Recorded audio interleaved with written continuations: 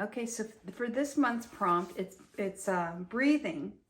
And so I found this portrait, this model, and I thought the pose and expression really showed, it just emphasized to me breathing and bringing in the life force. She's breathing, but she's also, it's a spiritual life force that's going on with her as she's looking upwards. So I thought it just was a great example for me to do the breathing portrait. So what I have here is I blocked everything off. I did a grid, so I'm going to create, draw in this face with using the grid, because it is a different angle than, than a normal like front view, 3/4 or profile. Her head is lifted up, and that's one of the things I really love about it. Her head's lifted up, and it's almost like she's taking a really deep breath. And so her mouth is open, her eyes are kind of looking upwards. You see the tip of her nose. So anyway, I thought this would be a good example, but it may be a little challenging to draw it. So if you do the grid, you're not concentrating so much on all the little details. Just kind of follow the grid and look at the empty space around it, and that will determine, like this gray here is just taking this little angle and then seeing this piece as another shape. So all right, so I'm going to start, and I'm going to just start here, which is like right here, and let's see, and then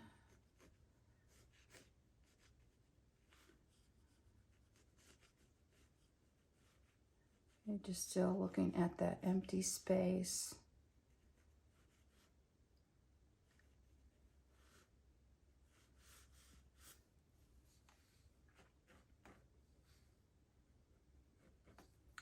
Okay, this is going way over there.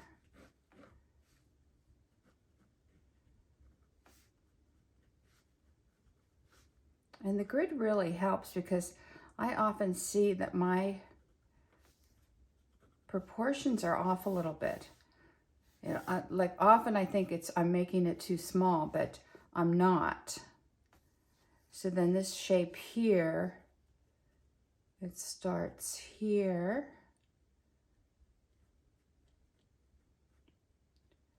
And then I can refine the shape later. Okay, so the brow stays right into that square.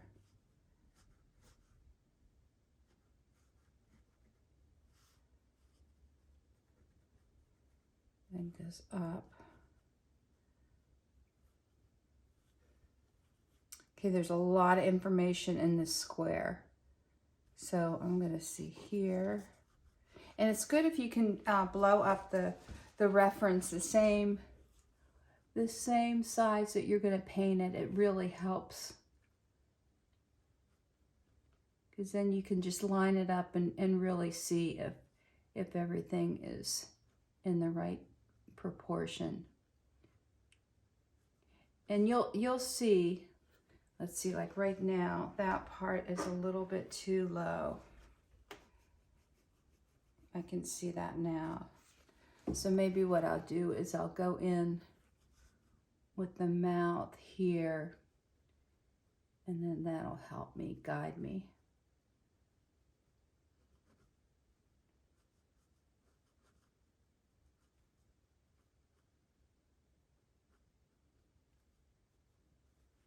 Okay, and then it goes.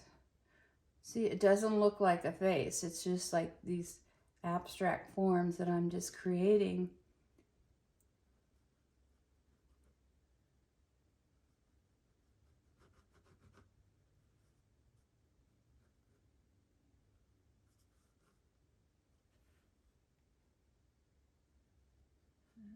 There. Yeah, I was just off on that mouth a little bit, so doing this. Okay, that looks like a little funky, but we'll see. We'll keep going.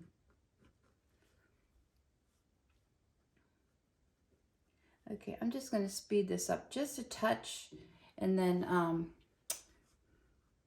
we'll go on to the next step.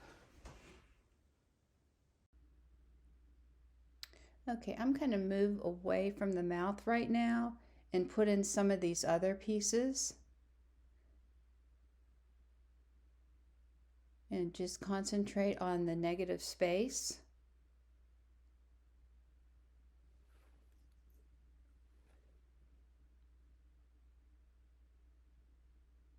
But yeah, just remember everything in this pose is tilting up, so it's distorted from a normal view. Like you'll see under the neck a little bit more than you normally would. And then also the mouth, you're kind of looking up to the mouth. And then you're seeing the tip of the nose. You're seeing that much more so in this pose.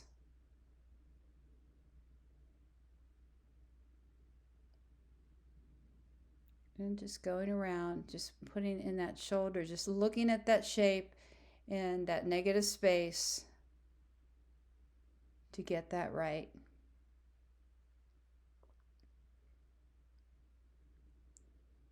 And she's a very pronounced chin with a cleft. Then I'll need to put in. Just going and doing the jaw.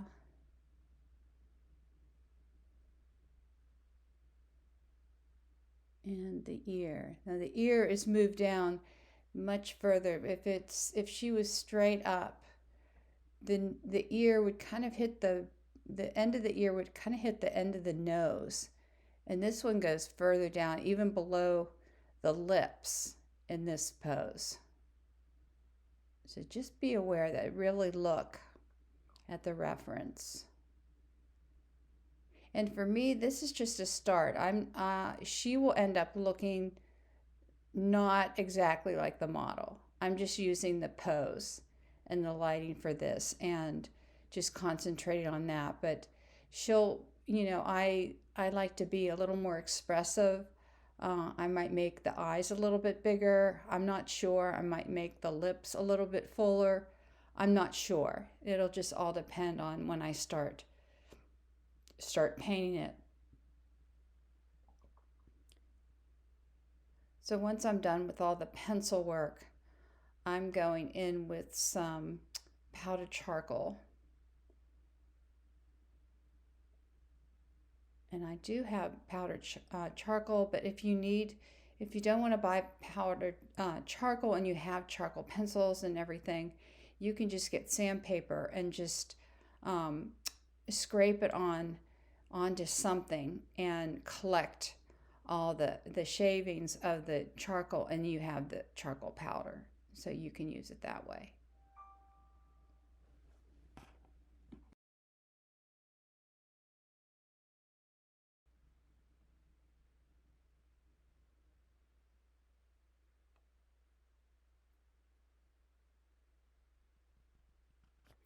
Okay, just putting in that area right underneath the lower lip.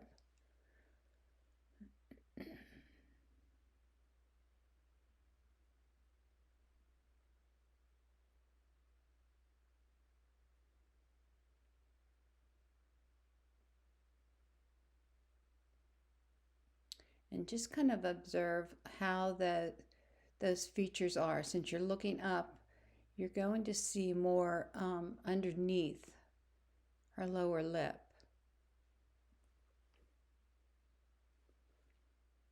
It'll just be a little more curved and seen underneath than if she was just doing like a normal 3/4 view. And I like this reference because I do like the lighting, and you can see some really sharp shadows. I won't make them as sharp as the photograph, but it's a really good guide to go over the planes of the face.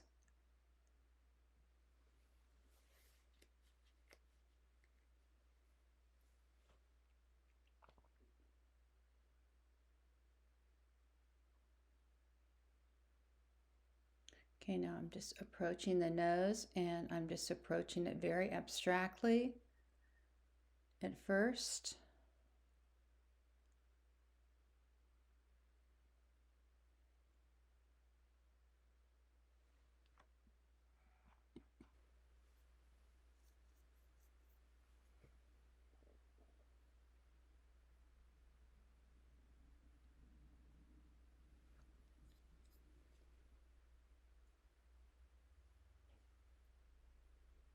And the nose is the same thing. You're going to see underneath the nose much more in this pose. You'll see the full nostrils, whereas when it's just a regular 3/4, you just see part of the nostrils. This way you see the actual nostril shape, and underneath it, look, you're looking up into it.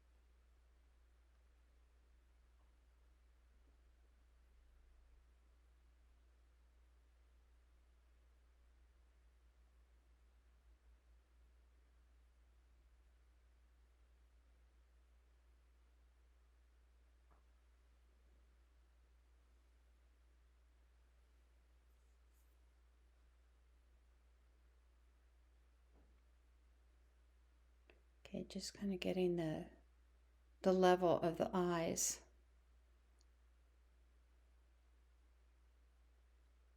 And again, you're going to see the lower eyelid more in this pose.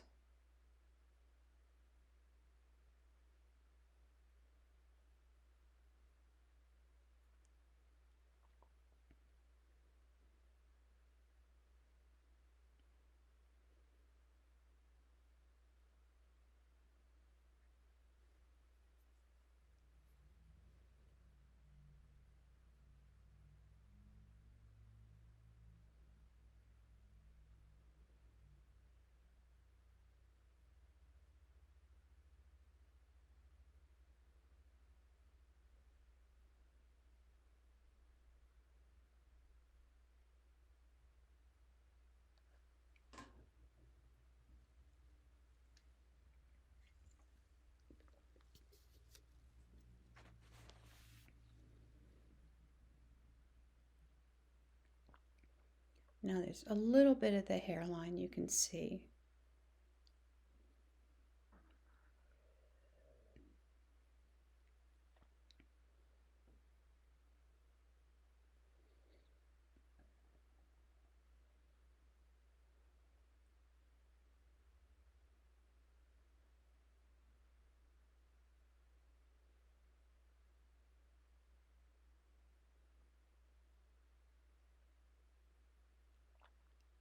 Now I can already see the placement of, well, I'm looking this way. The right eye is higher than the left eye. So I'm going to have to make that adjustment, which I do later on.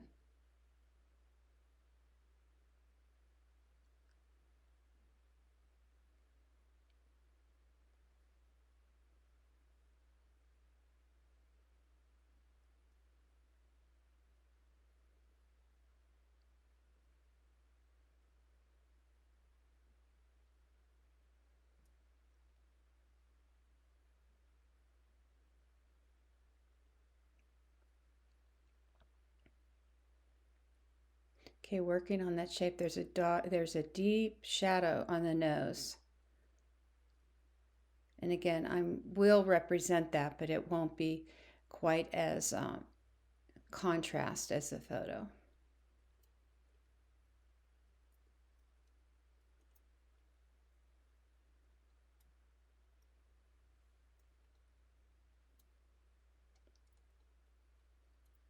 I'm just roughly putting in the hair.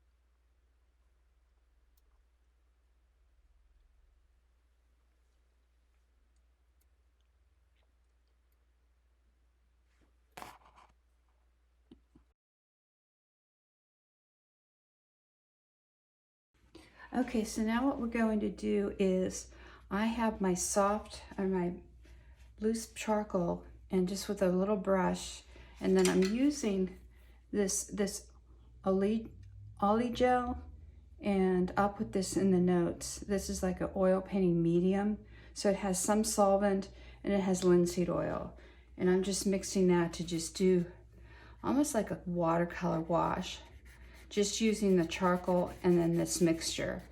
So I'll just keep working away at this, and you can follow along if you wish.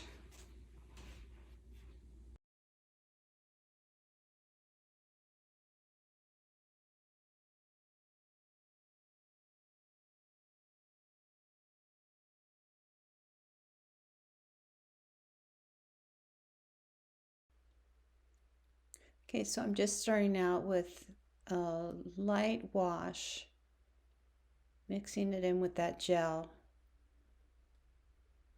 but starting out with the dark shadow values.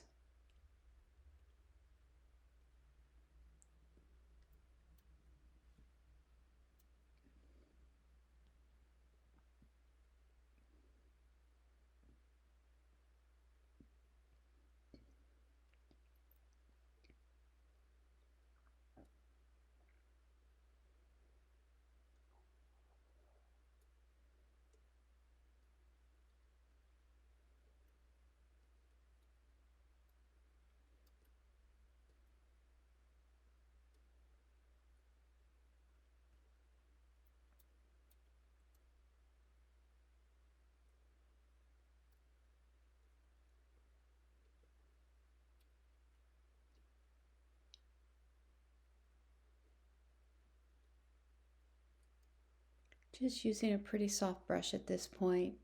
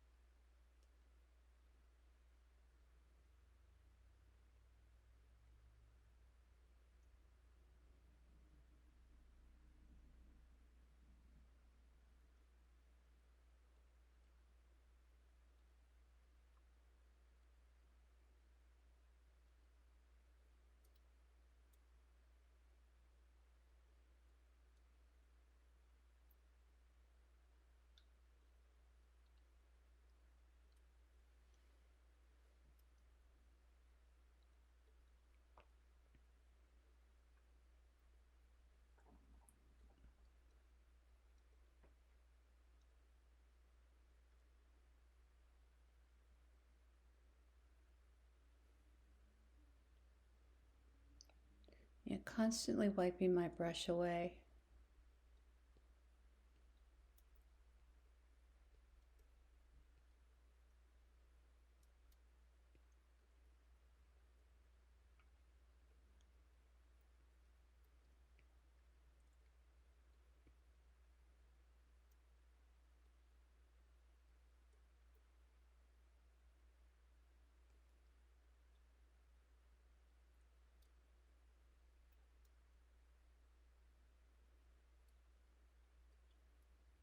That's where that wide shadow is along her cheek.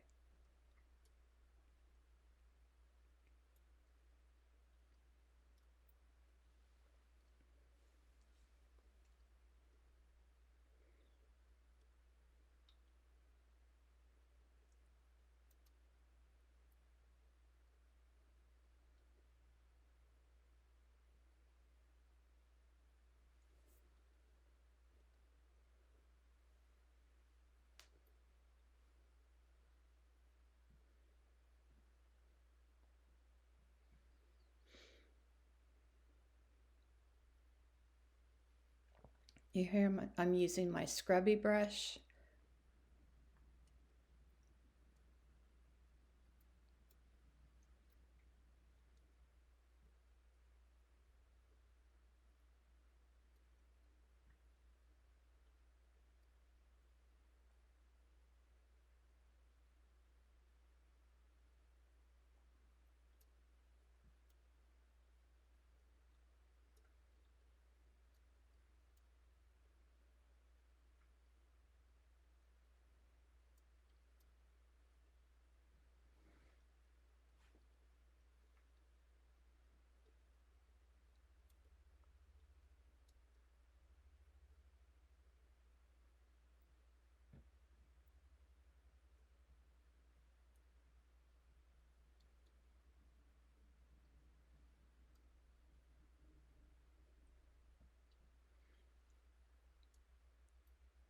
And I use my fingers quite a bit to um, soften things up.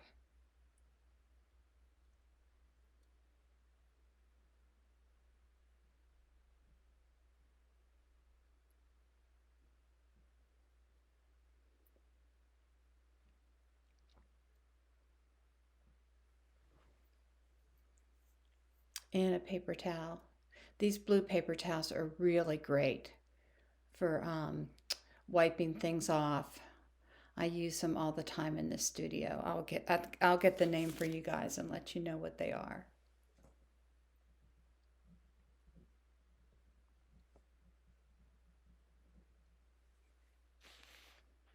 And just going in with my pencil and just defining some of the features a little better.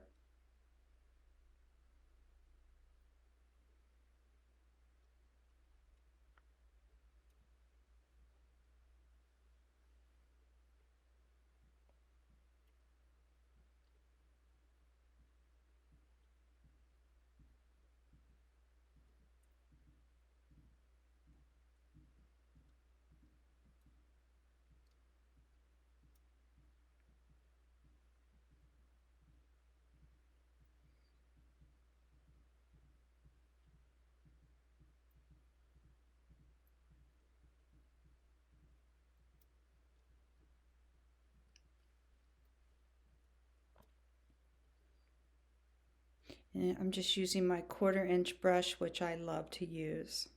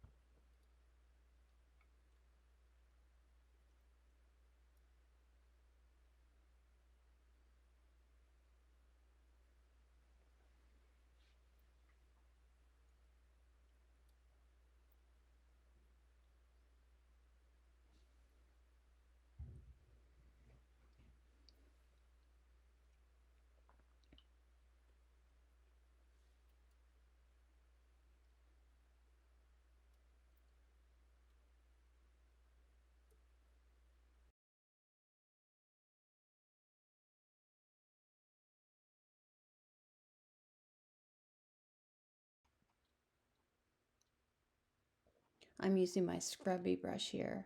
I'm just speeding everything up because I think you can kind of see the technique I'm working on here.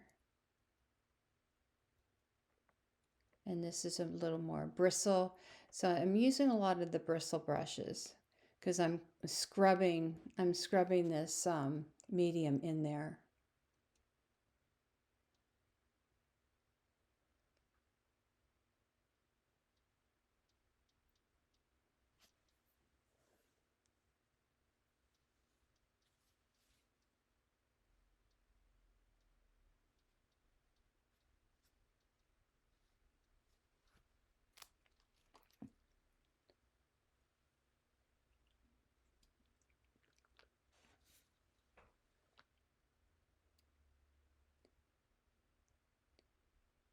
Okay, working on that the ear,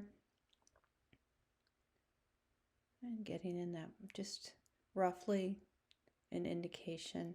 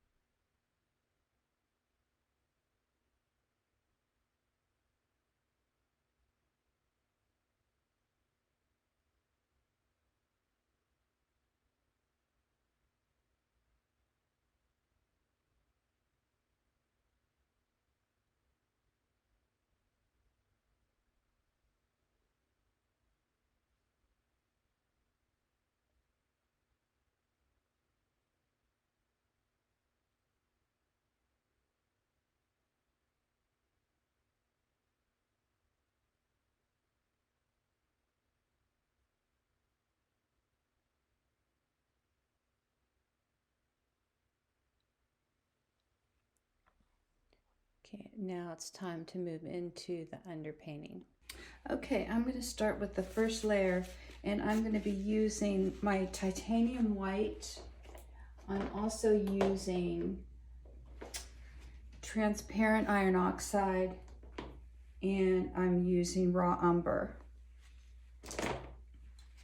And I'm just going to make a mixture of, I'm going to combine the two and then make several values of this combination.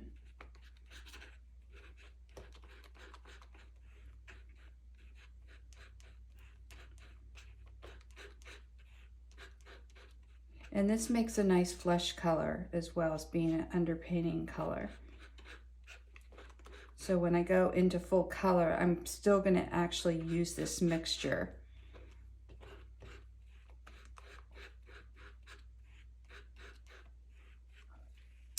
Okay, and then to start the values, just start with a little bit of white.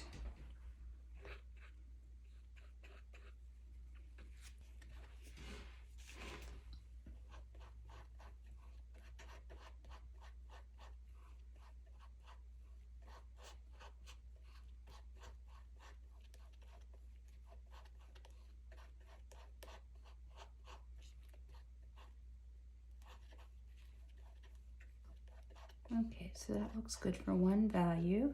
And then I'll go in.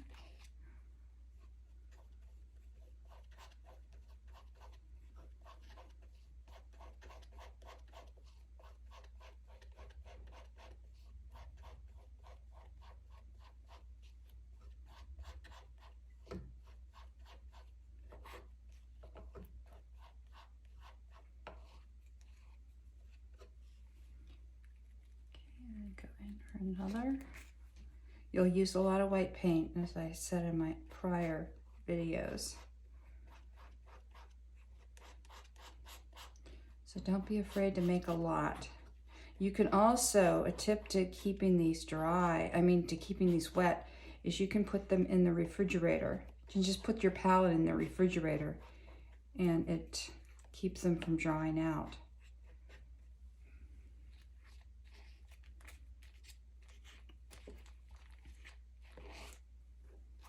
Yeah, I'm going to need more white.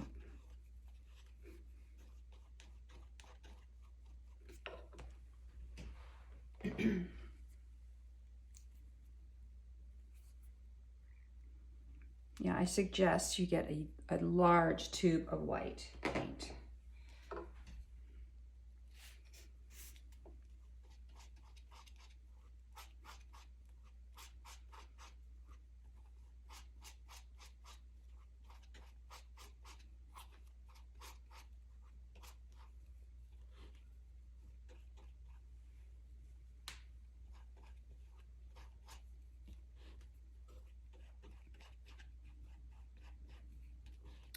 Okay, that gives me, let's see, 1, 2, 3, 4, 5.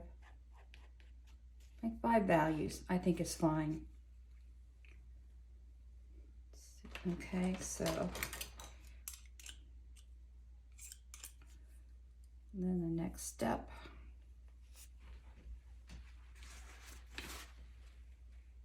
Okay, some of my favorite brushes to use are, this is my 1/4 inch angular brush that I love.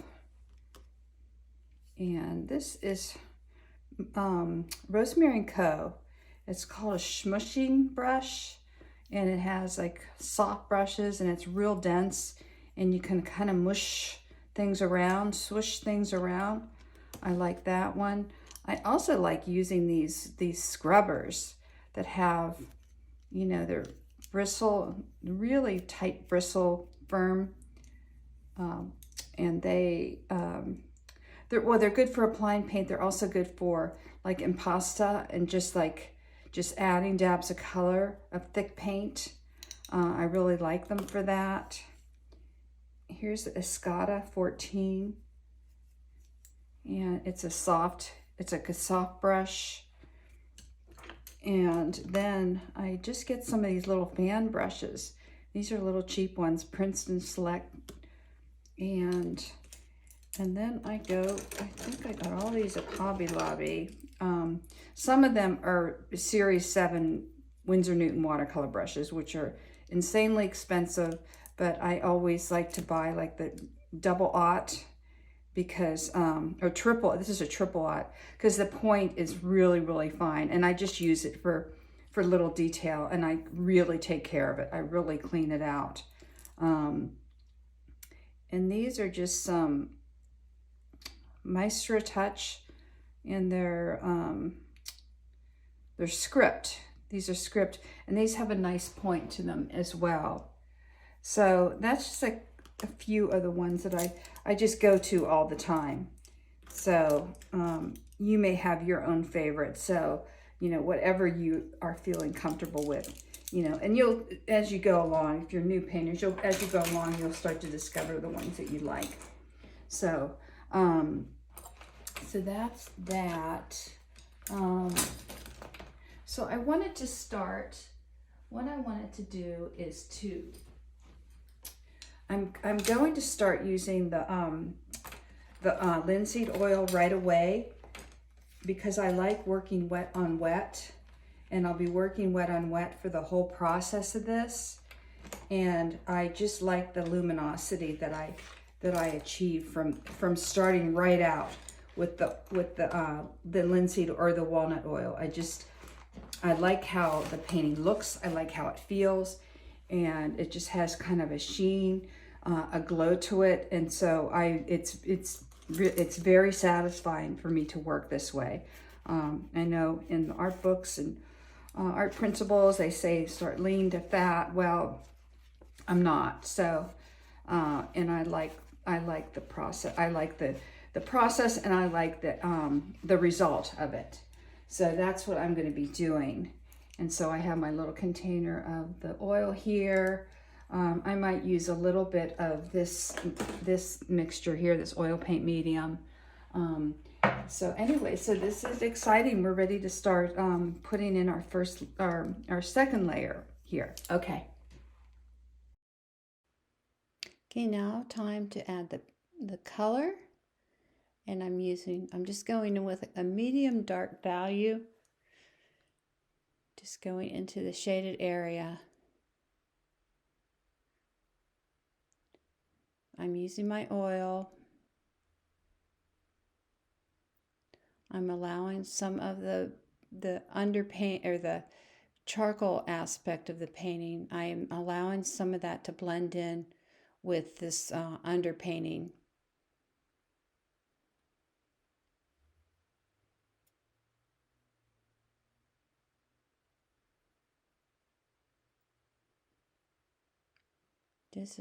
Just going towards the dark shadows, that there's a lot of sharp dark shadows in this pose because the lighting is so strong.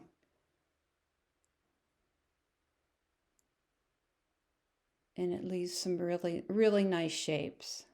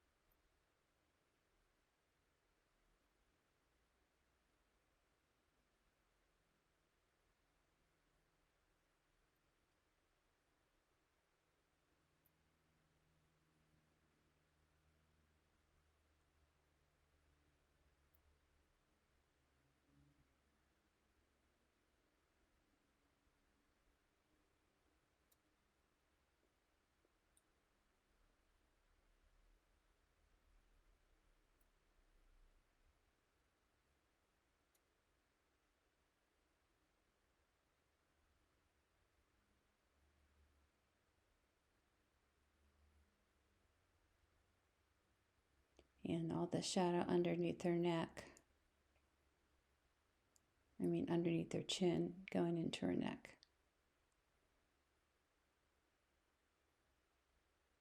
And you can see how she's turning with that. If you look at the neck and the way the shadow is in the neck and the muscle, you can see how her head is just like turning and then turning up.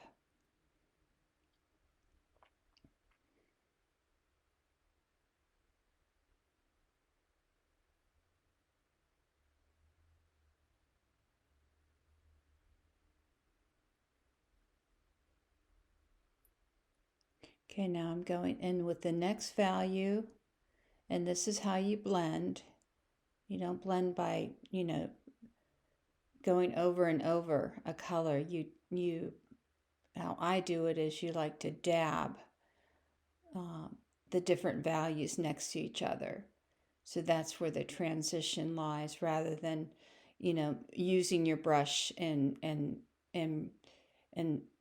just going over it. Because a lot of times when you think you're blending, you're actually, if you add one value into the other value and then you just move the paint around with your brush, it's all going to look like one value. Whereas if you dab where each value starts, it gives you a better progression, and it keeps the values separate, which is, that's the point I'm trying to say, is you want to keep your values separate so that they don't, from brushing, they don't end up being the same value.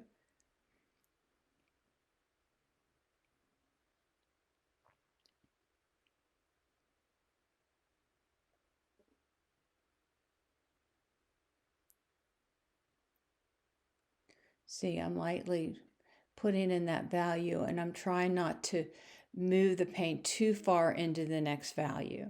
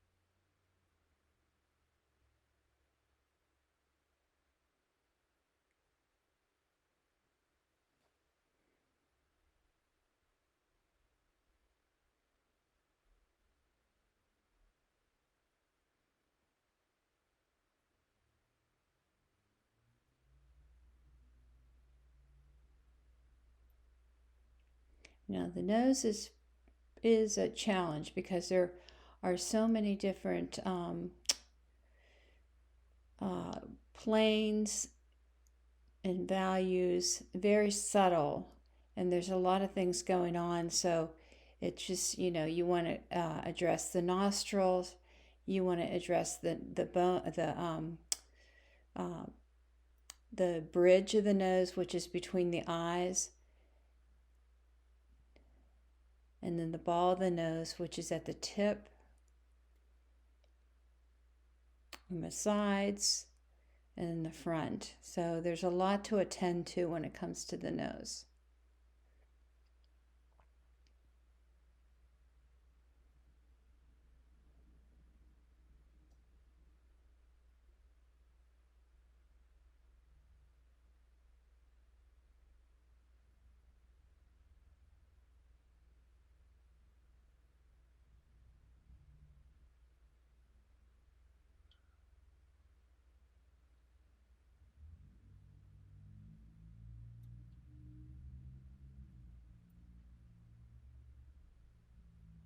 And I'm using my soft 1/4 inch brush for the most part with this.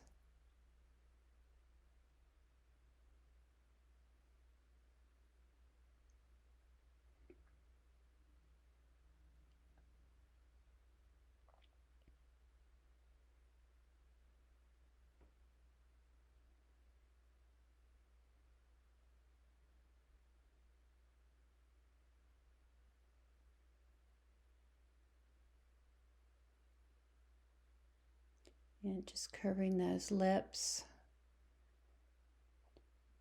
You see a lot underneath the lower lip.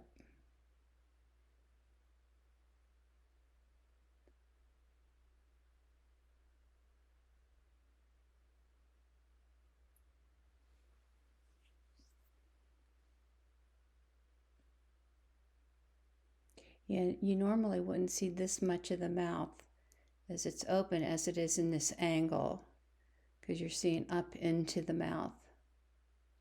And I still have a ways to go to refine that. I can see it now as I'm looking at it on the screen that it still needs as far as placement, it needs some work.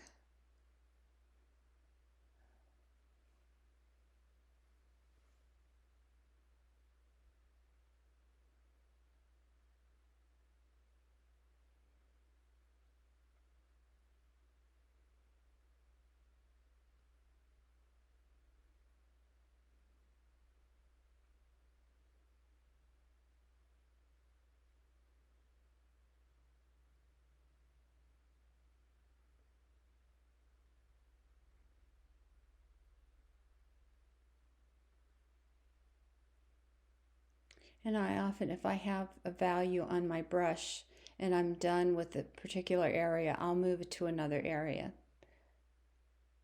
Like I just was doing that cheek, and then I moved down and put some of that color into her neck.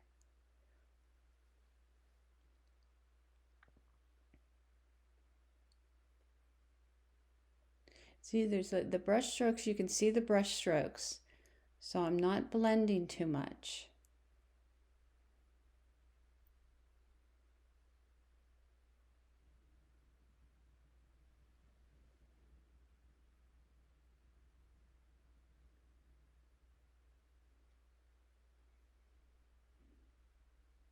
And a lot of the underpainting, the reason I put so much time into the underpainting is because I want, when I do the final layers with the color, I want to have everything kind of in place so it's almost like I'm adding tints,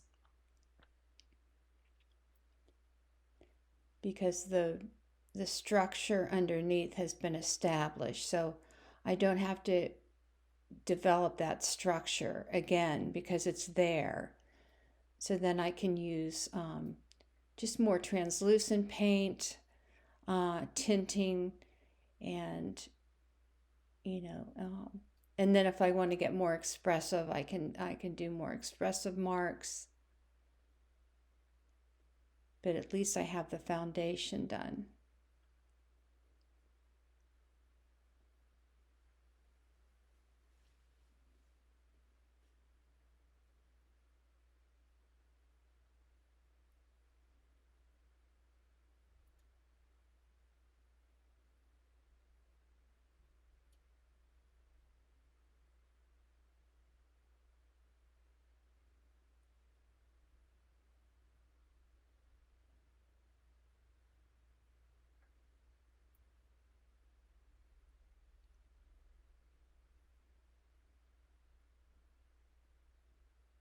And as I said, or I think I may say again, is, you know, the colors I'm using here are really nice skin tones by themselves.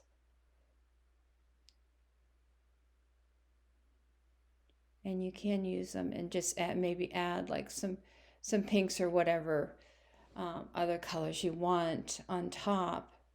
I end up doing changing the palette quite a bit.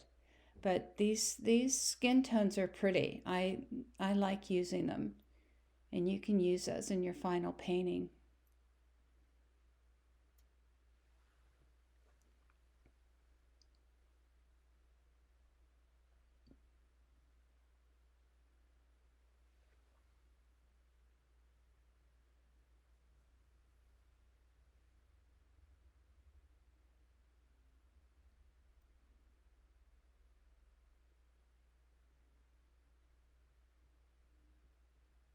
It's kind of this dabbing that I do.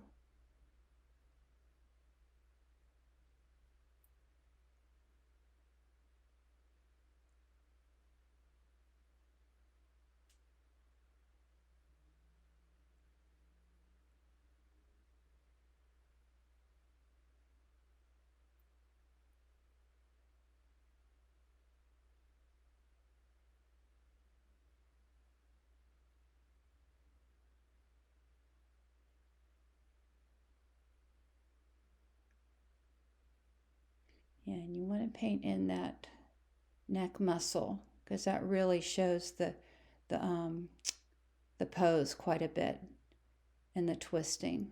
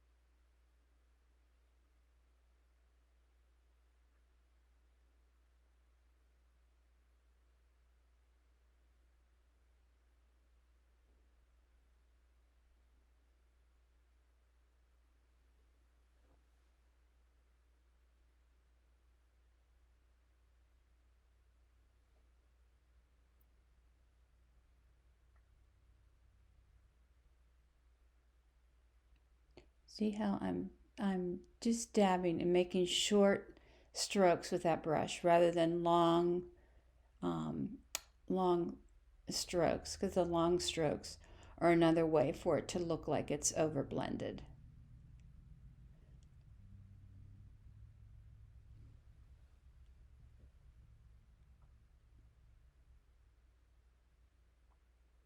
Okay, then getting that, this is tricky, getting that really dark color inside her mouth. That really defines that pose. So it's really important to get that in, but I don't want it quite as dark as the photograph.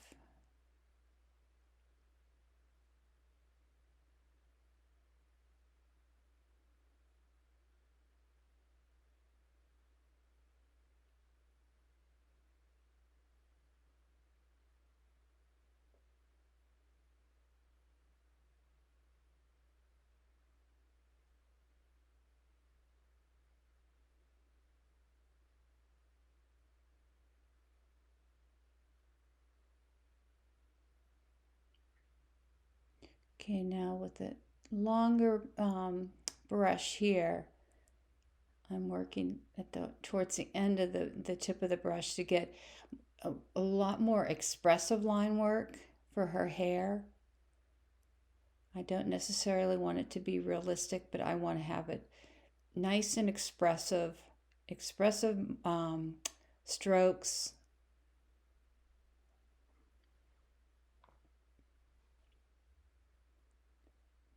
So it's a little bristle brush I have with a long handle.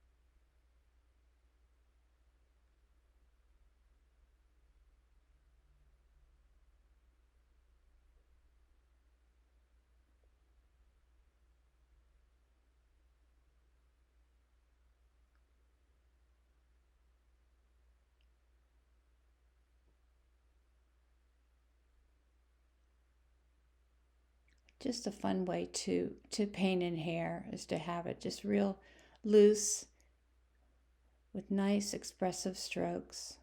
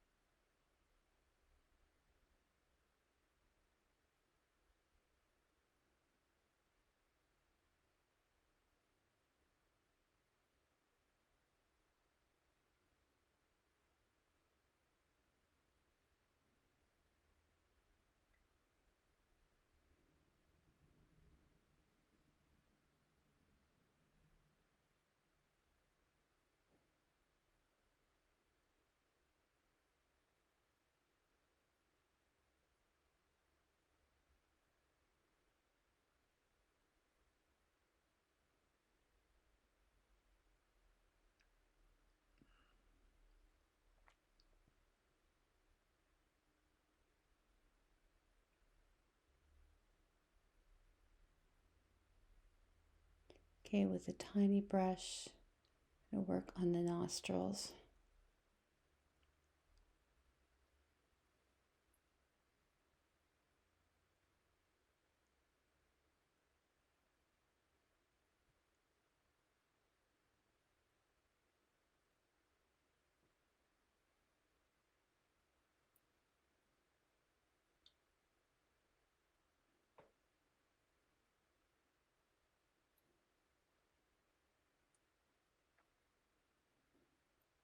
See, I still have to attend to that one eye on the right. You can see with the photograph that eye needs to go down a bit and wrap around.